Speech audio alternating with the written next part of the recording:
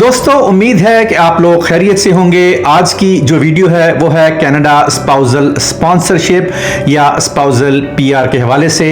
आप में से जो लोग जो अपनी स्पाउसेस या कॉमन लॉ पार्टनर को कैनेडियन पीआर के लिए स्पॉन्सर करना चाहते हैं, डेफिनेटली वो चाहते हैं कि उनके स्पाउसेस या कॉमन लॉ पार्टनर्स जल्द से जल्द कनाडा के पीआर बने। उसके लिए ये मैंने वीडियो बनाई है जिसमें कई इंपॉर्टेंट पॉइंट्स मैंने एड्रेस किए हैं जो कि बहुत लोगों ने मुझे इंक्वायरीज भेजी हैं या बहुत सारे क्लाइंट्स की सिचुएशंस फेस करते हैं। मेरा नाम फैजल हुसैन है और मैं एक regulated Canadian immigration consultant and commissioner for taking oaths in the province of Ontario. तो दोस्तों जब भी आप अपनी स्पाउसल स्पॉन्सरशिप की एप्लीकेशन सबमिट करें, मेक श्योर करें कि वो एप्लीकेशन फुली कंप्लीट है और वो प्रॉपर प्रोफेशनल तरीके से सबमिट हो। मेरे पास ज़्यादातर जो क्लाइंट्स आते हैं उनकी एक या दो दफ़ा एप्लीकेशन या तो रिटर्न हो चुकी होती हैं या वो रिफ्यूज़ हो चुकी होती हैं और उसमें इन कई में तो बहुत ही स्लाइटेस्ट मिस्टेक होती हैं। कहीं सिग्नेचर्स अगर आपके मिस हो गए, कोई फॉर्म्स इनकम्प्लीट हैं, कोई फॉर्म लगाना भूल गए या कोई इन्फॉर्मेशन प्रोवाइड नहीं की, उसकी वजह से आपकी एप्लीकेशन जो है वो या रिफ्यूज़ हो जाती है या रिटर्न हो जाती है। और उससे यह है कि बहुत ज़्यादा 4-6 महीने जो हैं, एक टाइम जब आपकी फ़ाइल वापस आती है, रिफ्यूज़ होती है तो आपके 4 से 6 महीने जो हैं वो ज़ाया हो जाते हैं और फिर दोबारा नए सिरे से आपको अपनी एप्लीकेशन सबमिट करवानी पड़ती है। इसलिए मैं सबको यही एडवाइस करता हूँ कि जब आप अपनी एप्लीकेशन प्रिपेयर करें तो काइंडली किसी प्रोफेशनल से, अगर आपको अच्छे तरीके से नहीं पता कि किस तरह प्रोसेस करनी है फाइल या किस तरह कंप्लीट और सबमिट करनी है फाइल, तो किसी डेफिनेटली प्रोफेशनल की हेल्प लें। इसलिए बहुत सारे लोग जो मेरे से रिप्रेजेंटेशन सर्विसेज मेरी अफोर्ड नहीं कर सकते वो फाइल रिव्यू सर्विसेज लेते हैं। तो इसके अलावा कहीं से भी जब भी आप अपनी फाइल प्रिपेयर करें तो मैं ये रिकमेंड करूंगा कि किसी भी प्रोफेशनल से जो कि इस फील्ड में है उससे डेफिनेटली एक दफ़ा अपनी फ़ाइल रिव्यू ज़रूर करा दें ताकि आपका टाइम बचे और जल्द से जल्द आपकी फ़ाइल प्रोसेस हो सके। चलें दोस्तों, अब डिस्कस करते हैं इंपॉर्टेंट पॉइंट्स जिनसे मुझे उम्मीद है कि आपको आगे चल के बहुत फ़ायदा होगा।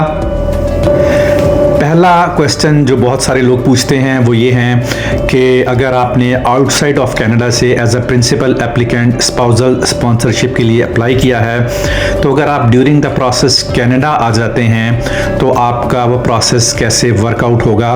तो दोस्तों ये सारा प्रोसेस ऑनलाइन होता है और अगर आप विजिट वीज़े पे ड्यूरिंग द प्रोसेस कनाडा आ जाते हैं और आपका प्रोसेस चलता रहता है तो उसमें एक स्टेज आती है जब आपको पासपोर्ट रिक्वेस्ट आती है। जब आपको पासपोर्ट रिक्वेस्ट आती है तो उसी के अंदर लिखा होता है कि अगर आप कनाडा में हैं तो फिर आप उस लिंक पे जाके उसके लिए इंस्ट्रक्शंस जो हैं वो अलग से दी गई हुई हैं। इसको वर्चुअल लैंडिंग कहते हैं, जो कि आप कनाडा के अंदर ही वर्चुअल लैंडिंग करेंगे, आपको कहीं बाहर जाने की या वापस आने की ज़रूरत नहीं है। तो वर्चुअल लैंडिंग करने से आपका ये जो सिलसिला है वो हो जाएगा और आप अपना पासपोर्ट यहीं पर ही जो है वर्चुअल लैंडिंग के थ्रू आपको परमानेंट रेजिडेंस जो है वो मिल जाएगी। क्वेश्चन नंबर 2 ये है कि बहुत सारे लोग ये सवाल करते हैं कि I am a permanent resident but I am living abroad, तो क्या मैं अपने स्पाउस को अप्लाई कर सकता हूँ पीआर के लिए।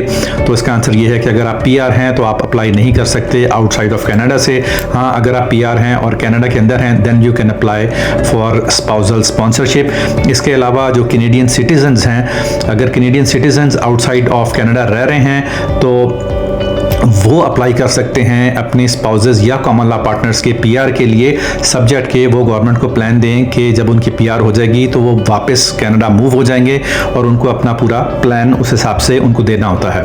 क्वेश्चन नंबर 3 ये है कि बहुत सारे जो स्पॉन्सर्स हैं या इन सर्टेन केसेस जो प्रिंसिपल एप्लीकेंट्स हैं उनके पहले शादियाँ हुई होती हैं और उनके स्पाउसल सपोर्ट के, चाइल्ड सपोर्ट के, डोमेस्टिक वायलेंस के, क्रिमिनलिटी के, अनडिस्चार्ज बैंकरप्सीज के और गवर्नमेंट से उन्होंने पैसे लिए होते हैं जो कि रिम्बर्स करने होते हैं। इस किस्म के इशू होते हैं जो मैं बहुत सारे देखता हूं जिसकी वजह से जो एप्लीकेशंस हैं वो आगे प्रोसेस नहीं हो पाती।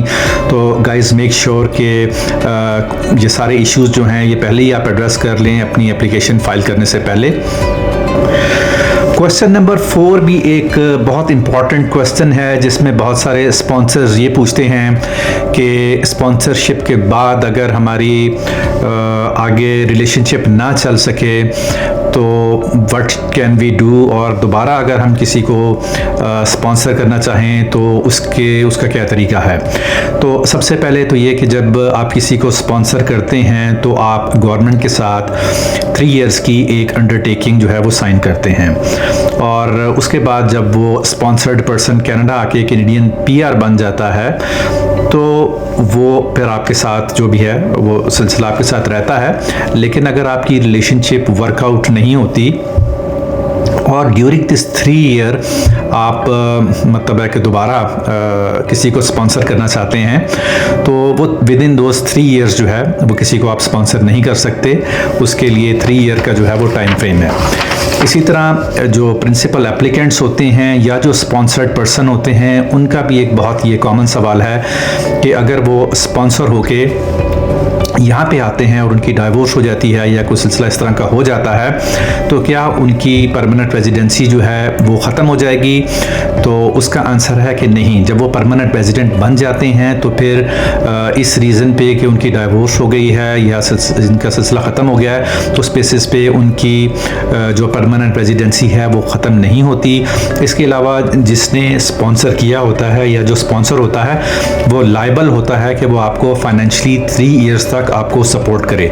अगर आपका स्पॉन्सर आपको 3 इयर्स तक सपोर्ट नहीं करता और आपको कोई फाइनेंशियल हेल्प लेनी पड़ती है गवर्नमेंट ऑफ कनाडा से, और कोई आप सोशल असिस्टेंस लेते हैं और गवर्नमेंट ऑफ कनाडा वो सोशल असिस्टेंस देती है, तो वो पैसे भी जो स्पॉन्सर होता है उसको गवर्नमेंट ऑफ कनाडा को रीइंबर्स करने होते हैं। तो ये एक बहुत ही इंपॉर्टेंट पॉइंट है जो बहुत सारे लोग पूछते हैं। क्वेश्चन नंबर 5, बहुत सारे एप्लीकेंट्स जो कि स्पॉन्सर होके आते हैं वो ये पूछते हैं सेम क्वेश्चन कि अगर उनकी शादी आगे नहीं चली और वो किसी और को स्पॉन्सर करना चाहें तो क्या वो कर सकते हैं कि नहीं। तो दोस्तों उसके लिए एक टर्म यूज़ होती है जिसे कहते हैं 5 ईयर स्पॉन्सरशिप बैन। इसका मतलब ये है कि अगर आप खुद स्पॉन्सर होके आए हुए हैं तो विद इन 5 ईयर्स आप किसी को स्पॉन्सर नहीं कर सकते। तो ये है इसका शॉर्ट आंसर। हाँ, 5 ईयर्स के बाद आप you are eligible to sponsor somebody else।